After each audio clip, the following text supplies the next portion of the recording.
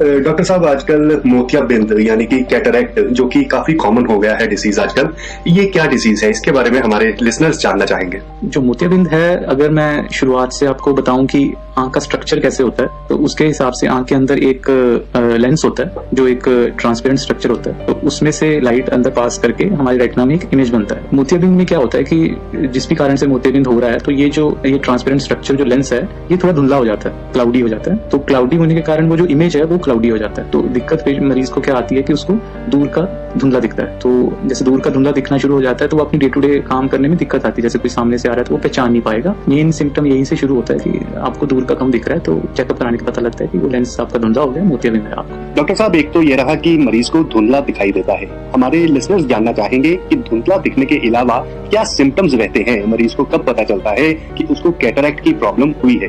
धुंधलापन दूर का देखने में एक तो ये दिक्कत होती है जो कॉमन है, जो चश्मे का नंबर है कई बार वो बढ़ने लग जाता है, तो बार बार चेंज करना पड़ता है चश्मे का नंबर। ठीक है, उसमें कलर्स को देखने में थोड़ी दिक्कत आती है, थोड़ा पीलापन आ जाता है हर चीज में, तो रंग जो है वो आइडेंटिफाई नहीं कर पाते हम। ड्राइविंग करते समय कई बार रात में हमें जब सामने से लाइटें पड़ती हैं तो हमें दिखना बंद हो जाता है बिल्कुल। वो सबसे रिस्की होता है कि ऐसे लोगों को जिनमें मोतियाबिंद, हम कहते हैं कि आप रात को ड्राइव मत करो या सड़क क्रॉस मत करो, कि आपको एक बार सामने से लाइट पड़ी तो आपको दिखेगा नहीं कुछ। कई पेशेंट्स को ज्यादा तेज धूप में दिखना कम हो जाता है, और ज्यादातर दिक्कतें हैं मेनली दूर का और पास का कम देखने के साथ रिलेटेड ही होती है। डॉक्टर साहब, आपने हमें बताया कि मोतियाबिंद क्या होता है और कैसे होता है। हम ये जानना चाहेंगे कि मोतियाबिंद को प्रिवेंट कैसे किया जा सकता है। हमें क्या ऐसा करना चाहिए कि हमें मोतियाबिंद की प्रॉब्लम यानी कि कैटरैक्ट की प्रॉब्लम ना हो? प्रिवेंशन के लिए ऐसे कोई डाइटरी रिस्ट्रिक्शंस नहीं है, ये एज रिलेटेड चीज है, तो ये अल्टीमेटली आपको होगा, हर एक को होगा उम्र के साथ, जैसे जैसे उम्र बढ़ती है। और जैसे हम कहते हैं कि हेल्दी लाइफस्टाइल से आप अपनी एज को प्रोलॉन्ग कर सकते हैं, तो वही इस पे अप्लाई होता है कि मोतियाबिंद अगर आप हेल्दी लाइफस्टाइल फॉलो करते हैं, हेल्दी लाइफस्टाइल से मेरा मतलब है कि स्मोकिंग नहीं करते, ड्रिंकिंग नहीं करते, पौष्टिक आहार खाते हैं, तो मोतियाबिंद का इंसिडेंस थोड़ा डिले हो जाता है या कम हो जाता है। और दूसरी एक चीज है कि जैसे शुगर या ब्लड प्रेशर है, तो उसका कंट्रोल बड़ा इंपॉर्टेंट है, क्योंकि शुगर बढ़ने से, जैसे जिन पेशेंट्स में डायबिटिक होते हैं उनकी शुगर बढ़ने से मोतियाबिंद जल्दी आ जाता है उनका। और एक और रीजन होता है कि अल्ट्रावायलेट लाइट के एक्सपोजर से भी मोतियाबिंद बनता है। तो जैसे हम बाहर जाते हैं, धूप तेज है, स्पेशली पहाड़ों में, जो ऊंची जगहों पे जहाँ पे सूरज का अल्ट्रावायलेट लाइट का इफेक्ट ज्यादा हो, तो वहां पे धूप का चश्मा लगा के निकले तो ज्यादा बेटर रहता है। क्योंकि नॉर्मली देखा गया है कि जो खेतों में काम करते हैं उनको मोतियाबिंद आम लोगों के कंपैरिजन में जल्दी हो जाता है। एक और कारण होता है चोट लगना, आंख की चोट लगती है तो उसमें भी मोतियाबिंद हो जाता है। तो उसका तो प्रिवेंट करने के लिए हम आम जो वर्कर्स हैं उनको बोलते हैं कि आप कोई प्रोटेक्टिव आईवियर पहन के ही कोई काम करो, क्योंकि अगर आपको काम करते वक्त कोई चीज आंख में लगेगी जोर से तो कल को ये मोतियाबिंद बन सकता है। के गेस्ट हैं डॉक्टर रमेश डोगरा, जो कि आई स्पेशलिस्ट हैं, आई सर्जन हैं, और आज हमें जानकारी दे रहे हैं आंखों की बीमारियों के बारे में। सर, हम बात कर रहे थे कैटरैक्ट के बारे में। आपने हमें बताया कि कैटरैक्ट को प्रिवेंट कैसे किया जा सकता है, कैटरैक्ट होता क्या है, तो ये क्यों होता है। अब हम जानना चाहेंगे कि अगर कैटरैक्ट हो जाए तो इसका क्योर क्या है, इसका इलाज क्या है? पहले तो मैं बताना चाहूंगा कि हम नॉर्मली एक रिकमेंड करते हैं हर मरीज को कि 40 साल के बाद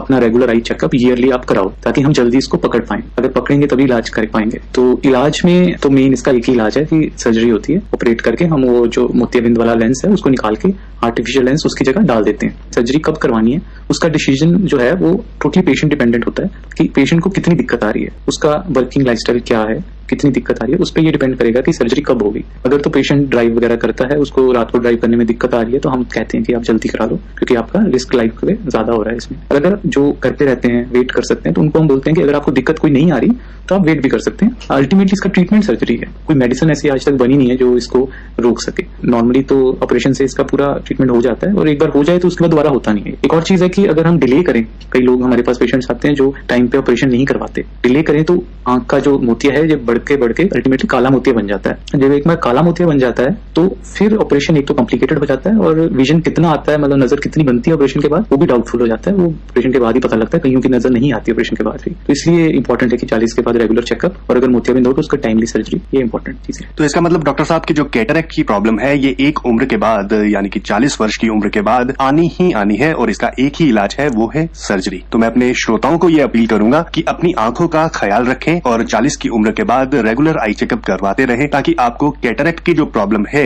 या तो वो ना हो, और अगर है आपको तो वो आप डिटेक्ट करके टाइमली उसका ऑपरेशन करवा सके। डॉक्टर साहब, आजकल बच्चों का स्क्रीन टाइम बहुत बढ़ गया है, और जनरली ये जो प्रॉब्लम शुरू हुई है ये लॉकडाउन कोविड-19 के बाद शुरू हुई है। तो इसके बारे में हम जानना चाहेंगे कि जो हमारे बच्चे हैं, जो स्कूल जाते हैं, कॉलेज जाते हैं, इनको किस तरह की मुश्किलों का सामना करना पड़ सकता है ज्यादा स्क्रीन टाइम होने की वजह से? हाँ जी, ये बहुत इंपॉर्टेंट टॉपिक आपने लिया है कि बच्चों में स्क्रीन टाइम बढ़ गया है। तो स्क्रीन टाइम बढ़ने से हमने अपनी प्रैक्टिस में ये देखा है कि लॉकडाउन के बाद जो मायोपिया का इंसिडेंट है वो काफी बढ़ गया है। मायोपिया मतलब नियर साइटेडनेस बोलते हैं। इसमें क्या होता है कि दूर का कम दिखता है हमें। तो होता कैसे है कि हमारा जो, जैसे वही मैंने आपको कैटरेक्ट के टाइम बताया कि हमारा एक आंख का स्ट्रक्चर है, लेंस है, तो उसमें से लाइट जाके पर्दे पे इमेज बनता है। तो इसमें क्या होता है कि आंख जो है वो लंबी हो जाती है थोड़ी सी ज्यादा, तो उससे क्या होता है कि इमेज पर्दे के पहले बन जाता है, तो उससे भी वो इमेज जो है वो धुंधला हो जाता है, तो मरीज को, बच्चे को धुंधला दिखाई देता है। ये नॉर्मली जो है, जो बच्चे ज्यादा इंडोर रहते हैं, जो ज्यादा स्क्रीन यूज करते हैं, क्योंकि नॉर्मली क्या होता है कि हमारी आंखें बनी हैं दूर का देखने के लिए। अब हम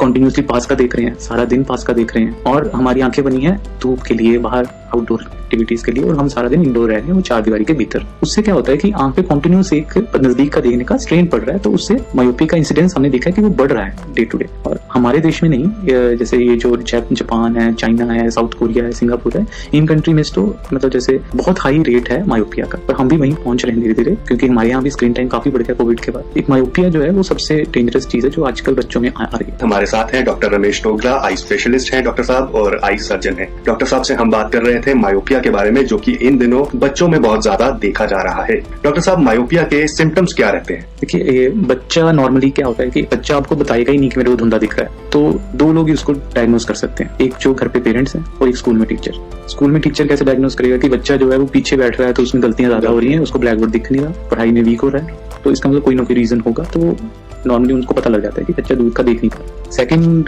पेरेंट्स है, तो पेरेंट्स भी अगर ऑब्जर्वेंट रहें तो उनको भी पता लग जाएगा कि टीवी जैसे बच्चा देख रहा है, बहुत पास जाके देख रहा है, नॉर्मल जो पोजीशन पे हम बैठते हैं 10 फीट या 15 फीट, उस पर नहीं देख रहा, ज्यादा क्लोज जाके देख रहा है, इसमें तो उसको दिख नहीं रहा। तो ये तो हो गया कि अब पेशेंट बच्चा जो है उसको देख लिया आपने कि उसको दिक्कत है, फिर उसको आप डॉक्टर के पास लेके आएंगे, है ना, तो हम चेकअप करके उसको डायग्नोज करेंगे कि हाँ इसको कितना नंबर का चश्मा लग रहा है। दूसरे अगर फीचर्स की बात करें तो इसमें ज्यादा ब्लिंकिंग होती है, बच्चा आंख को बार बार रब करेगा। कई बार एक स्टाई कंडीशन होती है, मतलब आंख में गुआंचनी जिसको बोलते हैं, वो स्वेलिंग बार बार हाथ लगाने से वो इन्फेक्शन हो जाती है आंखों की बार बार, तो वो हो सकता है। आंखों में पानी बहुत आता है इसमें। फिर अगर तो साइकिल वगैरह चला रहा है तो उसको ड्राइविंग में, या दूर से कोई आ रहा है तो उसको आइडेंटिफाई करने में दिक्कत आती है उसकी। फिर वो शाम को जैसे स्कूल से आएगा तो वो कहेगा मैं थक गया, मेरे को सर दर्द हो रही है, क्योंकि सारा दिन तो ब्लैक बोर्ड में देखा। सुबह उठ के सर दर्द नहीं होगी, शाम को सर दर्द होगी, क्योंकि सारा दिन जैसे वो ब्लैक बोर्ड देख रहा है, काम कर रहा है, तो स्ट्रेन पड़ा उसको, और वो शाम को कहेगा कि मेरे को सर दर्द हो रही है। कई बच्चे कुछ भी नहीं बताते और पढ़ाई में पीछे हो रहे होते हैं, तो उससे हमें पता लगता है कि उसको मायोपिया है। डॉक्टर साहब, आपने हमें बताया कि मायोपिया के सिम्टम्स क्या है। हम जानना चाहेंगे कि अगर बच्चों को मायोपिया हो जाता है तो इसको क्योर कैसे किया जाए? एक तो है कि प्रिवेंशन, कि हम किन चीजों से इसको प्रिवेंट कर सकते हैं, और एक है क्योर, कि उसका ट्रीटमेंट क्या है। ट्रीटमेंट पार्ट जो है वो अगर मैं बताऊं तो उसमें मेनली जो है वो चश्मा है। बच्चों के केस में स्पेक्स लगाते हैं हम, और उसमें ये बताते हैं पेरेंट्स को कि हर 3 मंथ्स में आप एक बार चेक करो, क्योंकि बच्चे का नंबर पता नहीं कितनी फास्ट बढ़ेगा, जैसे जैसे ग्रोथ हो रही है नंबर बढ़ेगा। तो हम कहते हैं कि 3 मंथ्स के लिए आप चेक कराओ, और नंबर पूरा जो प्रॉपर है वो देना बहुत जरूरी है, क्योंकि कई चीजें ऐसी होती हैं जैसे स्टीरियोप्सिस होता है, या बच्चों में जो फोकस वगैरह के साथ रिलेटेड चीजें होती है वो 10 साल की उम्र तक डेवलप होती है बच्चों में। तो अगर उसको धुंधला दिख रहा होगा वो चश्मे में, तो वो चीजें उसकी प्रॉपर्ली डेवलप नहीं हो पाएंगी। तो इसलिए हम कहते हैं कि 3 महीने बाद चेक कराइए, और अगर चश्मे का नंबर चेंज हो रहा है तो रेगुलर उसको चेंज कराइए। अच्छा, सेकेंडली अब कुछ मेडिसिन आई हैं, ऐसी दवाई आई है जो आंख में डालने से मायोपिया का प्रोग्रेशन है वो स्लो हो जाता है। उसकी इंडिकेशन होती है 5 से 15 साल के बीच में हम डाल सकते हैं, रात को सोते टाइम एक बार वो ड्रॉप डालनी होती है, और उससे क्या होता है हमने देखा है कि मायोपिया जो है वो थोड़ा सा प्रोग्रेशन उसका स्लो हो जाता है, वहीं रुक जाता है। तो ये रोकना भी इंपॉर्टेंट है, क्योंकि 18 साल तक आपका नंबर बढ़ेगा, जैसे आपकी आंख ग्रो कर रही है तो आपका नंबर बढ़ेगा ही बढ़ेगा। तो अगर हम उसको रोक लेंगे, जितना है उसी पर रोक लेंगे, तो वही हमारे लिए काफी अचीवमेंट है। एक आजकल नई टेक्नोलॉजी भी आई है, जैसे चश्मे के नंबर में ऐसे लेंसेज लगा देते हैं जो मायोपिया को बढ़ने से रोकते हैं, तो काफी कॉस्टली, अभी इंडिया में इतना उसका है नहीं प्रचलन।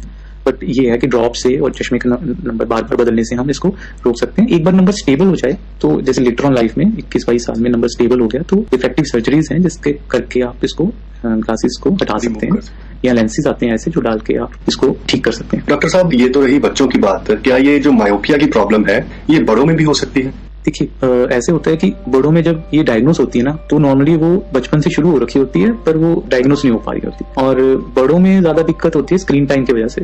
जब हम, जैसे आजकल हम ज्यादा स्क्रीन टाइम हो गया हमारा कोविड के बाद, तो स्क्रीन टाइम बढ़ने से क्या हुआ है कि एक तो वो स्ट्रेन से वो डायग्नोस होने लगी है मायोपिया ज्यादा, और सेकेंडली क्या हुआ है कि ड्राइनेस बढ़ गई आंख की बहुत। जैसे जब हम स्क्रीन को कंटिन्यूसली देखते हैं तो हम ब्लिंक करना भूल जाते हैं, तो उससे क्या हुआ है कि ड्राइनेस बहुत बढ़ गई है आंख की, तो ड्राइनेस में बेसिकली मैं अगर आपको बताऊं मैकेनिज्म, जो ब्लिंक का मैकेनिज्म होता है हमारा, वो ये है कि आंख जैसे पानी बनाती है तो हम ब्लिंक करते हैं तो वो पानी सारी आंख में स्प्रेड कर जाता है। इस केस में क्या होता है कि जब हम कंटिन्यूअसली देखते हैं तो हम ब्लिंक करना भूल जाते हैं। अगर 1 मिनट में हम 10-15 बार ब्लिंक करते थे तो स्क्रीन देखते देखते हम भूल जाते हैं, तो 3-4 बार ब्लिंक करते हैं, 5 बार ब्लिंक किया तो उससे क्या होता है कि वो जो स्प्रेड नहीं हो पाया चारों तरफ जो आंख का पानी है, तो उससे ड्राइनेस हो जाती है। वो जो ड्राइनेस है वो ज्यादा दिक्कत कर रही है आजकल। तो ड्राइनेस का ट्रीटमेंट बड़ा सिंपल है, 20-20-20 रूल हम कहते हैं उसको। जैसे हम कंटिन्यूअसली स्क्रीन देख रहे हैं, तो प्रोफेशन ही ऐसा होता है कि हमेशा स्क्रीन देखनी पड़ती है, तो उनको हम कहते हैं कि आप 20 मिनट्स बाद 20 सेकंड की ब्रेक लीजिए और 20 फीट दूर देखिए। तो उससे क्या होता है कि आंख थोड़ी सी रिलैक्स हो जाती है, तो वो जो आपका ड्राइनेस एग्रेवेट होने का रिस्क होता है वो थोड़ा कम हो जाता है। और सेकेंडली ड्रॉप्स आती हैं, आर्टिफिशियल टीयर्स आते हैं जो हम रिकमेंड करते हैं कि आंख में डालिए, तो उससे ड्राइनेस कंट्रोल में रहती है। डॉक्टर साहब, आप अपने बिजी शेड्यूल से वक्त निकालकर हमसे मिलने आए, हमारे स्टूडियो में आए और आपने हमें और हमारे लिसनर्स को कैटरेक्ट और मायोपिया के बारे में कंप्लीट इन्फॉर्मेशन दी, और साथ ही साथ आपने हमें आज बताया आंखों का ख्याल कैसे रखना है, कैसे हम 20-20-20 रूल का इस्तेमाल करके मायोपिया को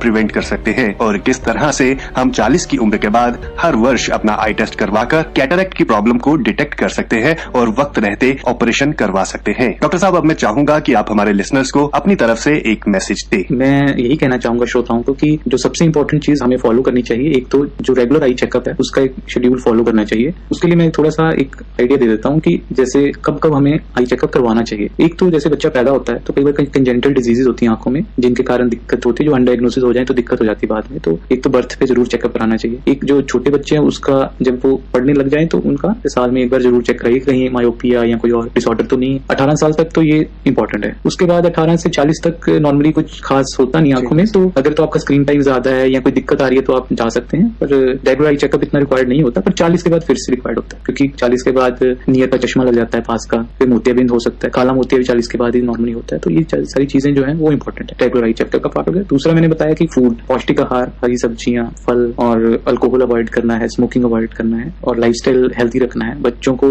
जितनी आउटडोर एक्टिविटीज करेंगे वो ज्यादा धूप में रहेंगे। आजकल स्टडीज ने बताया कि ज्यादा धूप में जो बच्चे रहते हैं उनका मायोपिया नहीं होता उनको। तो हम कहते हैं कि 2 घंटे आप बच्चे को धूप में रखो, कि सारा दिन तो बच्चा स्कूल में रहा, अंदर क्लास में रहा, ग्राउंड में खेलने जाए। हाँ, ग्राउंड में खेलने जाए। एक्टिविटी, फिजिकल एक्टिविटी बहुत इंपॉर्टेंट है। और गैजेट्स का टाइम लिमिट करें आप। ये नहीं है कि बच्चा 4-5 घंटे फोन टीवी पे लगा हुआ है, वो भी इंपॉर्टेंट है। तो मेनली उसका टाइम लिमिट करना चाहिए, मतलब 1-2 घंटे होना चाहिए, एक्सेसिव नहीं होना चाहिए। जो श्रोता हमें सुन रहे हैं, मैं उनसे कहना चाहूंगा कि डॉक्टर साहब की सभी बातों का ध्यान रखें, समय पर आई टेस्ट करवाएं, पौष्टिक आहार लें, हरी सब्जियां खाएं, फल खाएं, फ्रूट खाएं, और अल्कोहल पीने से बचें। साथ ही साथ स्मोकिंग भी बिल्कुल ना करें। डॉक्टर साहब, आप हमारे शो पर आए, आपका बहुत बहुत धन्यवाद।